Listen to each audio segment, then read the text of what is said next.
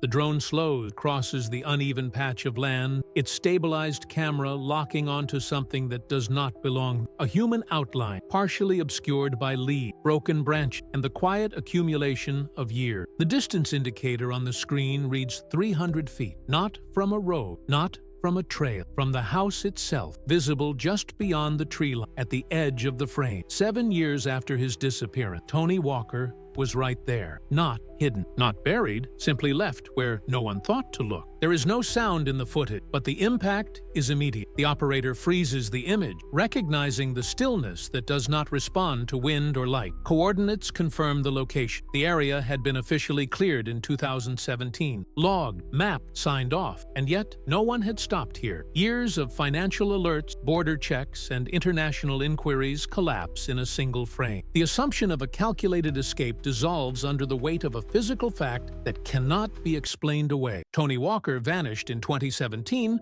with responsibility for $750,000. At the time, his absence was treated as intent. Each unanswered call reinforced the idea of planning, discipline, and control. The longer he stayed gone, the stronger the narrative became. Now, the body found near his own home reframes everything without explaining anything yet. No packed bags, no abandoned vehicle, no signs of long-distance movement. Just a man who never left the perimeter of his last known life. The proximity is what unsettles every assumption. For years, investigators looked outward: airport, highway, financial systems designed to detect international movement. Meanwhile, the end of the story remained within walking distance of the starting point. The money disappeared. The man disappeared.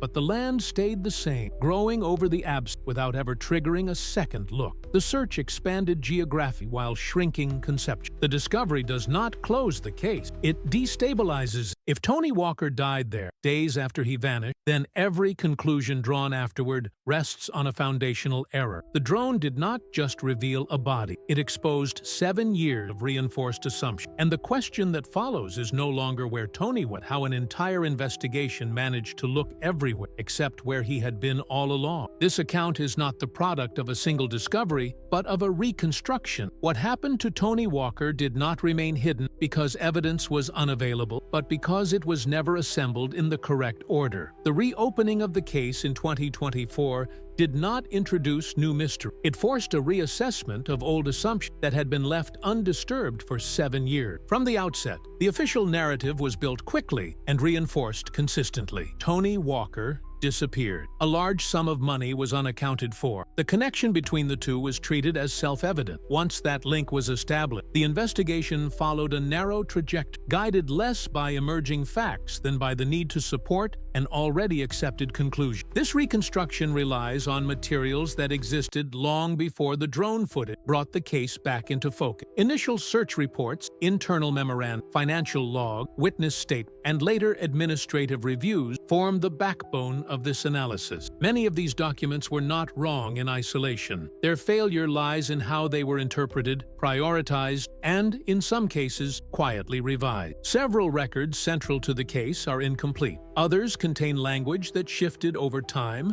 becoming more definitive as uncertainty should have increased. Some files referenced actions that, upon closer inspection, were never fully carried out. These inconsistencies were not flagged as critical at the time because they did not challenge the prevailing theory. They were absorbed into it. The purpose of this investigation is not to assign retrospective intent where none exists, but to examine how a series of reasonable decisions made under a shared assumption produced a collective blind spot. At no point was there a single dramatic failure. Instead, there was a steady narrowing of perspective that made alternative explanations increasingly invisible. What makes the case of Tony Walker particularly instructive is not the complexity of the facts, but their simplicity. The disappearance did not involve elaborate deception, advanced planning, or prolonged evasion. The truth was static while the investigation was dynamic, moving outward, expanding its scope, and distancing itself from the original scene. This introduction does not aim to resolve the case. That work belongs to the chapters that follow. Its role is to establish how the framework of interpretation was constructed, how it hardened over time, and how it ultimately prevented a straightforward question from being asked when it still mattered most. The materials reviewed here reveal gaps that were not treated as gaps. absences that were read as confirmation, and silence that was interpreted as strategy. The reconstruction begins by acknowledging those interpretive choices because without understanding them, the later discoveries cannot be fully understood. What follows is not a reimagining of events, but a reordering of fact. When placed back into their proper sequence, those facts tell a story that is less sensational than the one originally accepted and far more consequential. The case did not fail because it lacked answers. It failed because it stopped asking the most basic questions at the moment when they were easiest to answer. Tony Walker's disappearance in 2017 did not begin panic, alarm, or visible disruption. It began with absence, a workday that was never completed, messages that went unanswered, appointments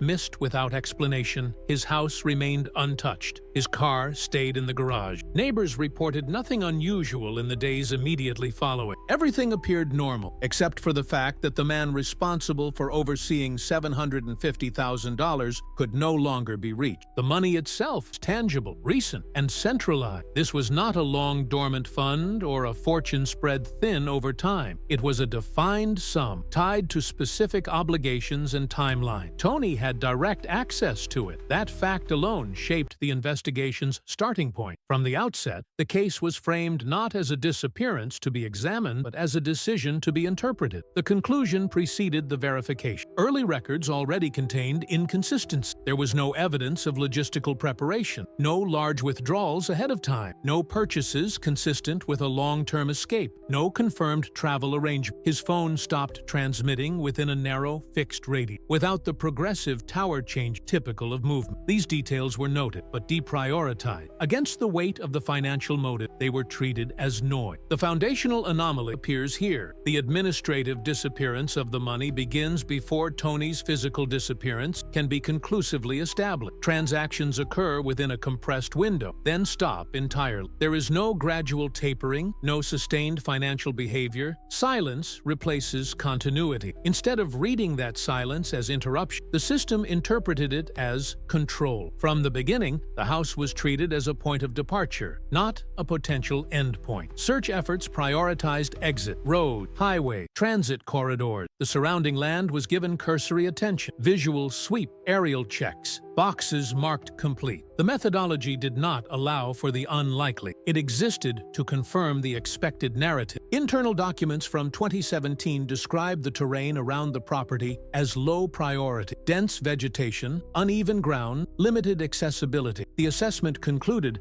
that the area did not warrant detailed inspection. It was a technical decision, but one built on an untested assumption that no one searching for a way out would remain close to home. Witness statements collected at the time reinforced this direction. One neighbor reported seeing Tony walking near the edge of the property days after his last confirmed contact. The statement was logged and set aside for lacking urgency. Another mentioned sporadic nighttime noises weeks later, but without precise date. Neither account suggested violence. As a result, neither prompted follow-up. The investigation moved outward quickly. Financial alerts were issued. External agencies were notified. Tony Walker's public profile hardened into that of someone who had executed a clean exit. Each month without contact was framed as evidence of competence rather than absence. The story stabilized, and with it, the scope of inquiry narrowed. The failure was not only procedural, it was narrative. Once the assumption of movement took hold, the possibility of stasis was effectively removed. A fatal incident occurring within days inside the original perimeter was considered statistically improbable and therefore operationally irrelevant. Years later, reviewing the same files, the anomaly stands out with clarity. The early financial silence, the lack of geographic spread in digital trace, the absence of secondary indicators of survival. Each element pointed toward an early endpoint, not an extended escape. But these indicators conflicted with the accepted conclusion, so they were neutralized through interpretation. Tony Walker's disappearance was categorized as a financial case, not a physical one. That classification shaped every decision that followed. The right questions were never asked at the right time. Instead of asking how long Tony might have survived after that final day, the investigation focused exclusively on where he might be living now. The foundational anomaly, then, was not the missing money or the missing man. It was the premature exchange range of hypotheses for certain. From that moment forward, the case stopped exploring possibilities and began defending a version of events. Anything that did not support that version was treated as irrelevant. When the drone flew over the property in 2024,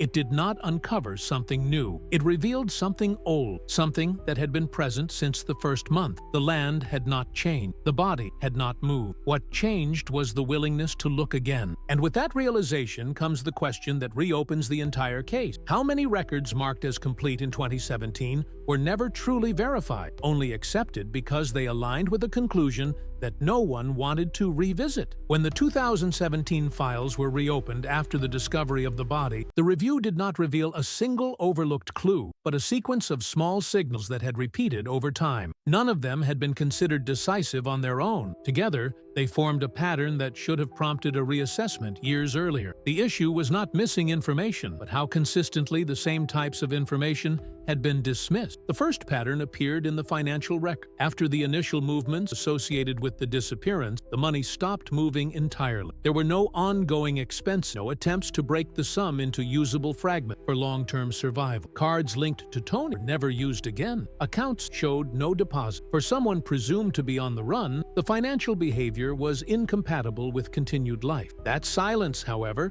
was interpreted as sophistication. The absence of activity became proof of restraint rather than interruption. The simplest alternative, that someone who does not spend may no longer be alive, was briefly noted in an internal comment and then dismissed as speculative. It was never revisited. A second pattern emerged in the technical data. Tony's phone stopped transmitting within a confined geographic area. There was no progression between cell towers, no evidence of movement over time. The signal ended as if the device had been abandoned or rendered inoperable on site. This, too, was explained away as intentional countermeasure, despite no record of Tony possessing such technical expertise. Witness statement, when reorganized chronologically, revealed another ignored recurrence. Neighbors reported sporadic sound and movement near the property in the weeks following the disappearance. None of the reports suggested confrontation or violence. Precisely because they lacked urgency, they were set aside. The repetition only becomes visible when the reports are viewed collectively. Administrative behavior showed its own pattern. Information suggesting local presence was repeatedly classified as non-actionable. Any indication of external movement, however weak, was elevated. The investigation did not follow evidence neutrally. It filtered it. This bias was never formalized, but it became operational through repetition. One recurring phrase in the search documentation stands out in later review: visual inspection. Large areas were marked as cleared based on observation from roads or elevated points. The uneven terrain near the house was not systematically traversed on foot. The justification was repeated across report. Low probability of relevance. Over time,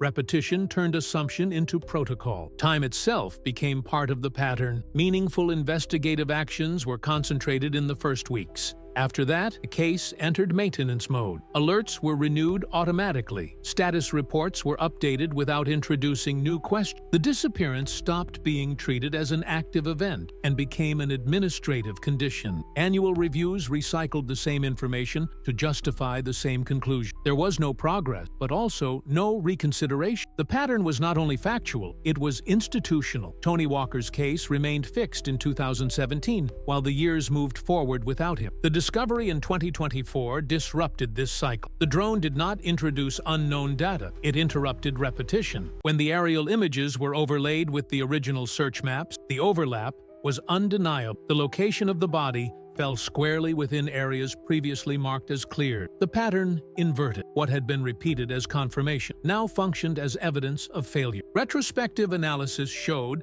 that the investigation did not fail due to lack of resources or technology, but due to persistence in a flawed framework. Each repeated decision reinforced a narrative that the early data did not fully support. The idea of flight became so familiar it no longer required proof. The chapter closes on an unavoidable conclusion. Had these patterns been recognized as signs of stagnation rather than progress, the outcome would have been radically different. The body could have been located in 2017, 2017. The money could have been secured. The error did not multiply because it was hidden. It multiplied because it was repeated. The question that remains at this stage of the reconstruction is not whether the patterns exist, but why they were allowed to persist unchallenged for so long, and how many later decisions were built on the assumption that repetition itself was evidence of success. The formal reopening of the case in 2024 did not begin with renewed field search, but with a direct comparison of records that had never been meant to coexist. When investigators placed the original 2017 reports alongside later internal reviews and post-discovery documentation, the problem became immediately apparent. The case did not suffer from a lack of record, but from an excess of incompatible ones. The first conflict appeared in the search map. Official summaries stated that the area surrounding Tony Walker's residence had been fully cleared within the first 10 days of the disappearance. Operational logs, however,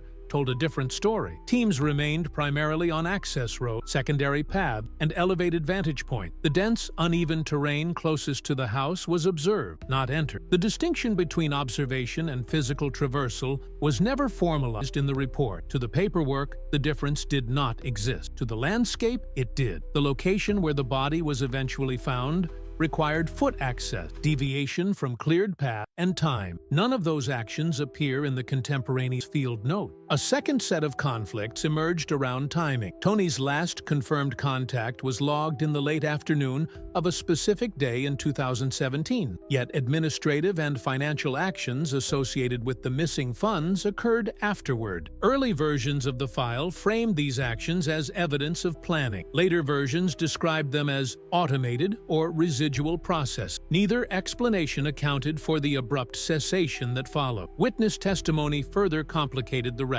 A neighbor reported seeing Tony near the edge of the property days after the official disappearance date. The statement was categorized as unverified and set aside. When the same witness reaffirmed the account years later, this time with more precise contextual detail, the earlier dismissal was not revisited. The version that survived was the one that required no action. Public-facing statements introduced another layer of conflict. Press releases described Tony as on the run weeks after he vanished, despite the absence of confirmed travel or verified sighting. Internally, the language was more cautious first. Over time, however, the external narrative fed back into the investigation, narrowing internal debate. What began as a working theory hardened into accepted fact. Digital file histories reveal subtle but meaningful edits. Language that initially reflected uncertainty was replaced with more conclusive phrasing in later iterations. These changes did not fabricate events. They reduced ambiguity. Each revision made alternative interpretations less visible and less actionable. This marks the case's first major interpretive shift. The conflict is not between truth and deliberate falsehood, but between versions that evolved to protect a conclusion rather than test it. Once the records aligned with each other, they no longer aligned with reality. When investigators in 2024 overlaid the original search documentation with the drone imagery, the contradiction became physical. The exact location of the remains fell inside a zone marked as complete. There was no technical explanation that reconciled both claims. Either the area had not been searched, or the records did not reflect what had actually occurred. Determining when this divergence took hold became essential. The review pointed consistently to the first 3 months after the disappearance. During that period, reports shifted from describing actions to justifying decisions. Documentation stopped functioning as a record and began functioning as reinforcement. One document in particular carried disproportionate weight. Drafted in 2018,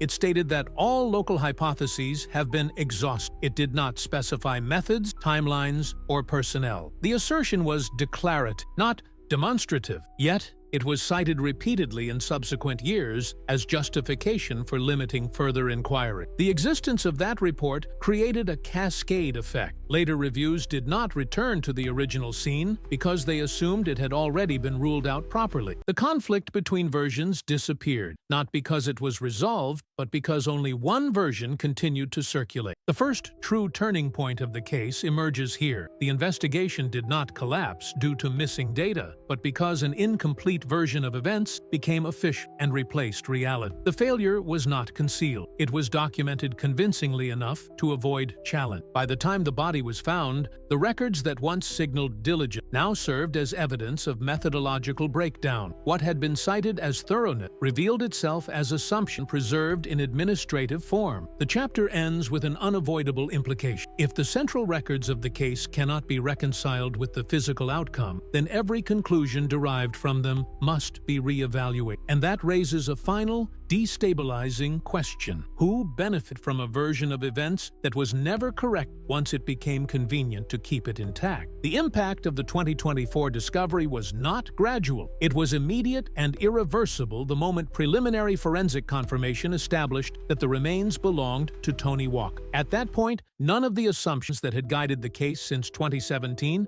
could remain intact. The investigation was no longer correcting course. It was being forced onto an entirely different axis. Forensic analysis narrowed the window of death to a short period following the disappearance. The findings were incompatible with any theory of prolonged flight. There were no indicators of interpersonal violence, no evidence of restraint or extended survival. The injuries were consistent with an accidental fall on uneven ground, followed by incapacitation. The end came quietly, without witness. This conclusion produced the first irreversible consequence. Tony Walker could not have knowingly conducted any financial activity beyond the initial day. Any action attributed to him afterward required the involvement of others. This was not a matter of interpretation, but of chronology. The timeline allowed no alternative reading. As a result, the direction of the investigation shifted abruptly. The central question was no longer where Tony had gone, but who acted in his name after he no longer could. That inversion destabilized 7 years of report, legal decisions, and public assumptions. Administrative case tied to the missing funds were suspended. Civil actions were reassessed. Tony's status changed, formally and finally, from suspect to victim. A second irreversible consequence unfolded at the institutional level. The original investigation was officially classified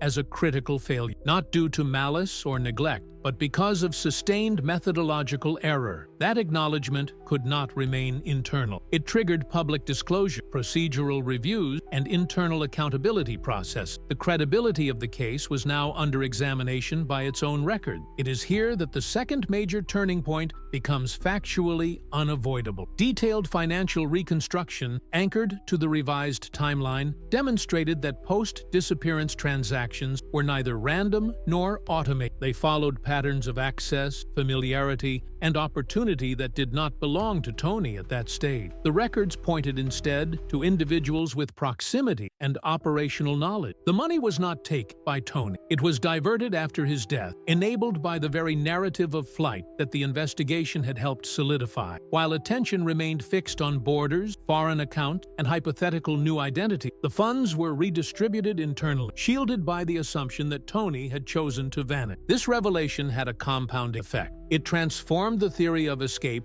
into an unintended mechanism of cover. There was no initial conspiracy to kill or conceal a body. There was, however, sustained opportunism made possible by a convenient conclusion that went unchallenged for years. Legal consequences followed directly. Individuals previously peripheral to the case were formally identified as subjects of inquiry. The public narrative reversed direction. Those who had once pointed to Tony as the cause of the missing money now faced questions about their own access and decisions during the critical period. The emotional framing of the case shifted as well. Tony Walker was no longer viewed as calculating or evasive, but as someone who died near home under ordinary circumstances, while his absence was recast as guilt. This shift did not alter the fact, but it altered how those facts were understood and remembered. Internally, investigators acknowledged a limit that could not be crossed retroactively. No action taken in 2024 could compensate for the fact that the body had been there in 2017. No procedural explanation could close the gap created by 7 years of misdirected focus. The deepest irreversible consequence was epistemic rather than legal. The case became an internal reference point for how untested assumptions can solidify into operational truth. It demonstrated how an investigation can remain active while becoming progressively less connected to the reality it seeks to explain. By the end of this phase, the factual landscape was fixed. The body had been located. The cause of death had been established. The money had not vanished. It had been taken. These conclusions could not be undone or reframed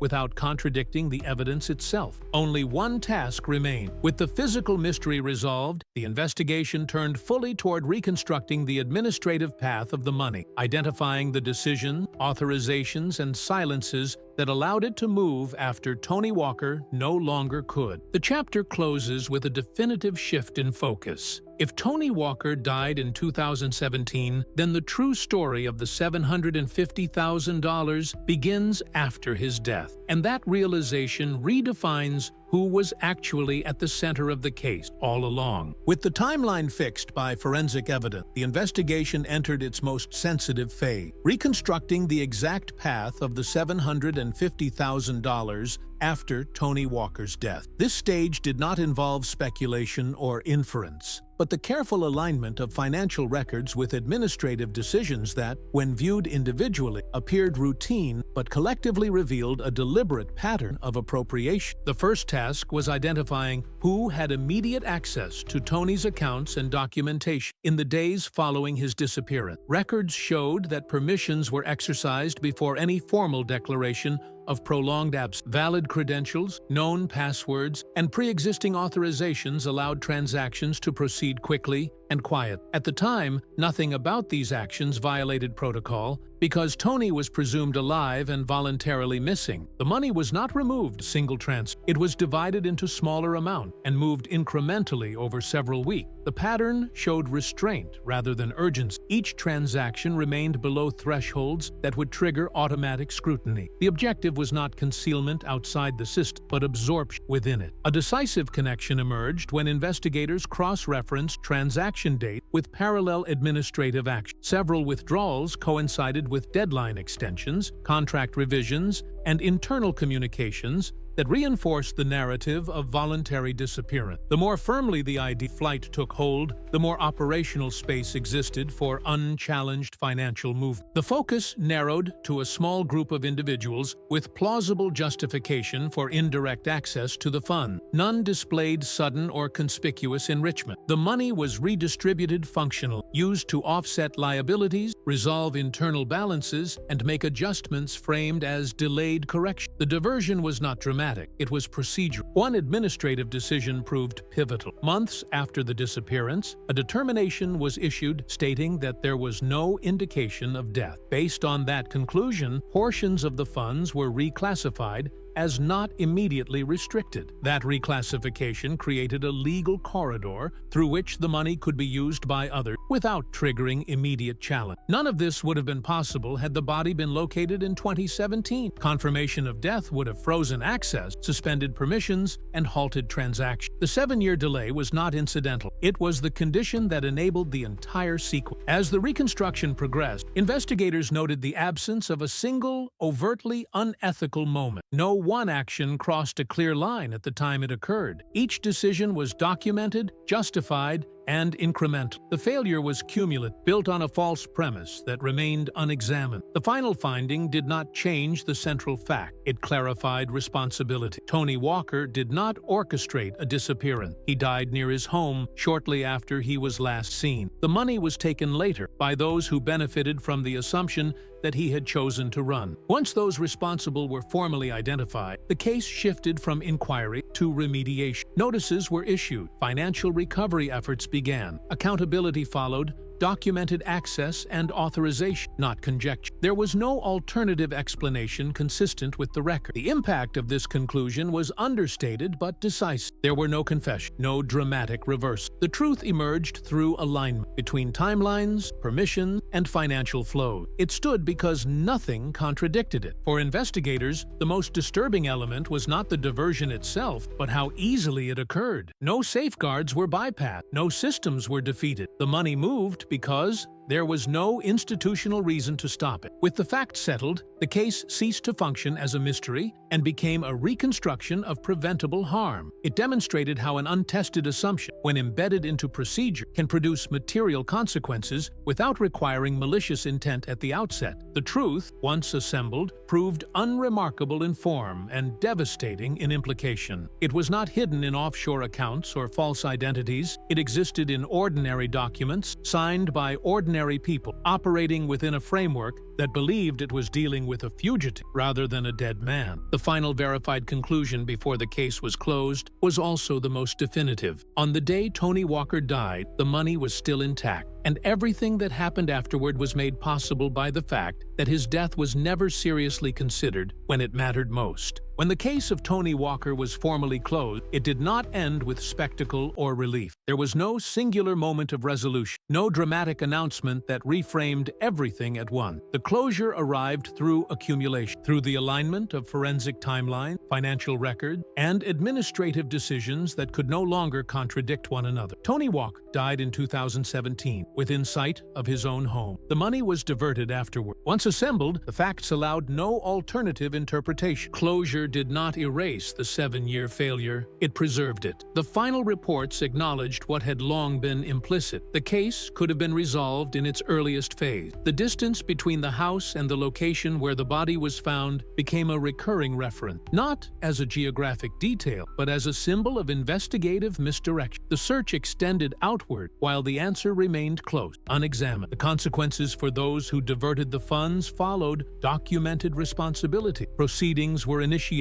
Portions of the money were recovered. Accountability traced, not to intent, declared after the fact, but to access exercised at specific moments. The financial trail was no longer theoretical. It was concrete, sequential, and supported by records that had existed all along. Public understanding of Tony Walker shifted permanently. He was no longer framed as a man who disappeared with $750,000, but as someone who died without being searched for where it mattered most. That correction did not restore lost time, but it ended a narrative that had misassigned blame for nearly a decade. The closure repaired a record, even if it could not repair the damage. What remains after the case is not uncertainty, but discomfort. The story leaves no unanswered factual question, only conclusions that are difficult to accept. The central lesson is neither abstract nor subtle. The truth was available early, but it was disregarded because it was less compelling than the assumption of flight. The case of Tony Walker ends without mystery, but with a lasting mark, proof that errors do not require bad faith to produce irreversible harm.